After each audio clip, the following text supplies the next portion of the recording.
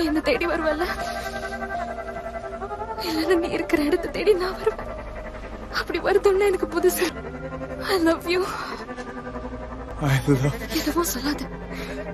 என்ன தேடி கண்டுபிடிச்சதுக்கு அப்புறம் இதை கிட்ட சொல்லுங்க. ஹாய், என் பேரு பீட்டர் பார்க்கர். எனக்கு ஒரு காஃபி கிடைக்குமா ப்ளீஸ்?